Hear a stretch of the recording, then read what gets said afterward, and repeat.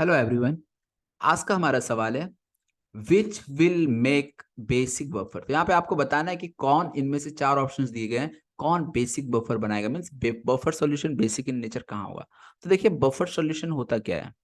देखो buffer solution का यदि हम डेफिनेशन की बात करें तो बफर सॉल्यूशन ऐसे सॉल्यूशन होते हैं विच resist the change in pH when small amount of acid और बेस इज एडेड इन।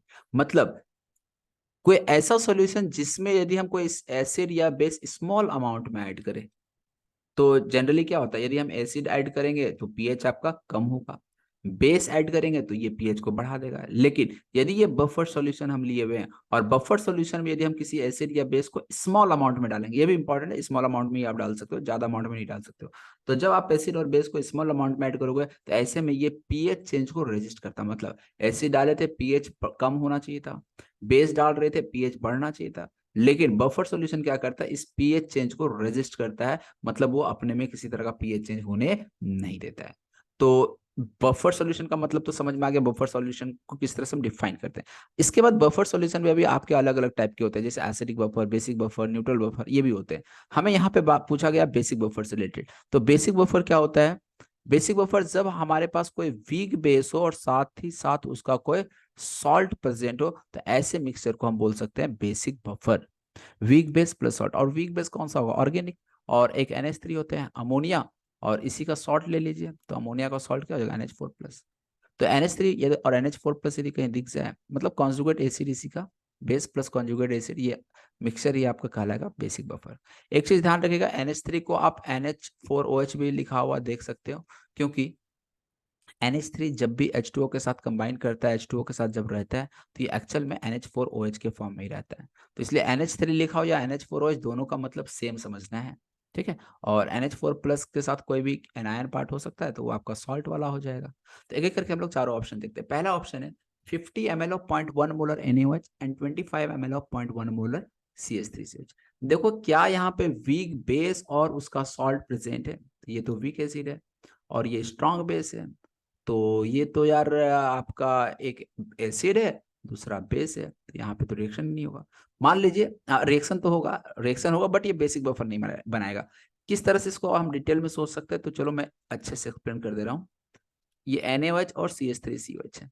यहाँ पे NaOH की यदि हम बात करें, देखो रिएक्शन तो होगा, रिएक्शन में क्या बनेगा, CH3COH एसिड है, ये बेस है, एसिड बेस के बीच रिएक्शन होगा। यहाँ पे आपका बनेगा CH3COONA और प्लस, यहाँ से H प्लस और यहाँ से OH माइनस, ये H और OH मिलकर क्या बना दिया, H2O बना दिया। चलिए अब यहाँ पे देखना होगा क्या, NaOH क्या है आपका 50 ml है, ये 0.1 मोलर है, तो इस तरह से आपका ये 5 बन गया। CH3COH का यदि हम बात करें तो 25 इंटू 0.1, ये आपका 2.5 मोल्स हो गया। ये मिली मोल्स हम बात कर सकते हैं, ये मिली मोल्स है, ठीक है ना, ये भी मिली मोल्स है आपका। तो NaOH का 5 मिलीमोल, CH3COH के 2.5 मिलीमोल के साथ रिएक्ट करा, तो फाइनली NaOH का कितना मिलीमोल्स लेफ्ट बच जाएगा, तो 2.5 मिलीमोल्स इसका बच जाएगा, ये जीरो, और CH3CONA भी आपका 2.5 मिलीमोल बनेगा। तो फाइनल सॉल्यूशन में आपको एक स्ट्रॉन्ग बेस NaOH बन रहा है, तो NaOH तो स्ट्रॉन्ग बेस है और सॉल्ट मिल रहा है उसका। तो ऐसा तो नहीं है, आपका बेस कैसा होना चाहिए, वीक बेस होना चाहिए और सॉल्ट, जबकि NaOH तो एक स्ट्रॉन्ग बेस है, इसलिए पहला ऑप्शन नहीं हुआ, क्योंकि बेस वीक होना चाहिए और उसका कोई सॉल्ट होना चाहिए, ये इंपॉर्टेंट है। तो पहला ऑप्शन तो नहीं होगा। सेकंड ऑप्शन पे आते हैं, 100 ml of 0.1 molar CH3COH and 100 ml of 0.1 molar NaOH। तो एक काम करता हूँ, मैं इसी ऑप्शन में थोड़ा सा करेक्शन कर देता हूँ। चलिए, तो देखा ना, यहाँ पे यदि मैं बात करूँ NaOH का, NaOH का अमाउंट का, तो NaOH है 100 ml ऑफ 0.1 मोलर, इसके मिली मोल्स की हम बात करें तो 100 इंटू 0.1 मोलर, तो ये आपका आ जाएगा 10। और यहाँ पे यदि हम मिली मोल की बात करें CH3COH के लिए, तो ये आ जाएगा 100 इंटू 0.1, यहाँ पे भी आ गया 10। यानी फाइनल सोल्यूशन में आपको क्या मिलने वाला है, ये जीरो, ये भी जीरो, और ये 10 मिल जाएगा आपको CH3CONA का। तो इस तरह से यहाँ पे केवल सोल्यूशन में सॉल्ट प्रेजेंट है, कोई वीक बेस तो प्रेजेंट ही नहीं है, तो इसलिए आपका सेकंड ऑप्शन भी नहीं हो सकता है। Hope you understand this. But अब हम इसको आगे थोड़ा सा और कंटिन्यू करते हैं, थर्ड ऑप्शन पे हम आते हैं। तो फर्स्ट और सेकंड ऑप्शन तो नहीं हो रहा, समझ में आ गया होगा कि क्यों नहीं हो रहा है। हाँ, अब हम आते हैं थर्ड ऑप्शन पे। तो थर्ड ऑप्शन है 100 ml ऑफ 0.1 मोलर। तो इस तरह से, अच्छा अब यहाँ HCl हो गया, तो देखो ये आपका रिएक्शन जो था वही आपका चेंज हो जाएगा। तो एक काम करता हूँ, ये पूरे रिएक्शन को ही मैं ड्रॉप कर देता हूँ, मिटा देता हूँ और फिर से मैं रिएक्शन लिखता हूँ, ठीक है ना। बेसिक बफर का तो मतलब समझ ही रहे हो, बेसिक बफर का मतलब वीक बेस होना चाहिए और आपका उसी का कॉन्जुगेट एसिड होना चाहिए। तो थर्ड ऑप्शन पे आते हैं, ये HCl का रिएक्शन करा रहा है NH4OH के साथ। तो ऐसे में क्या होगा आपका, जब रिएक्शन होगा तो ऐसे में बना NH4Cl प्लस यहाँ से H और OH मिलकर H2O बना देगा, ठीक है। तो यहाँ पे देखिएगा HCl का जो अमाउंट है मिली मोल से, मैं अलग से लिखते चल रहा हूँ, HCl का मिली मोल से 0.1 इंटू 100, ये आपको 10 मिल जाएगा, डायरेक्ट लिख दिए इतना, आप समझ रहे होगे। 200 इंटू 10 तो ये आपको 20 मिली मोल्स मिल जाएगा, ये मिली मोल से। तो फाइनली रिएक्शन में क्या होगा, इसका 10 इसके 10 से रिएक्ट कर जाएगा, ये 0 बचा, NH4OH का 10 मिली मोल बचेगा और NH4Cl का भी यहाँ पे 10 मिली मोल बनेगा। क्यों, 10 इसके 10 से रिएक्ट करेगा तो इट विल फॉर्म 10 इसका 10 इसका, वाटर से तो हमें मतलब नहीं। तो इस तरह से फाइनल सोल्यूशन में आपको क्या क्या मिल रहा है, NH4OH मिला और साथ ही साथ NH4Cl मिला।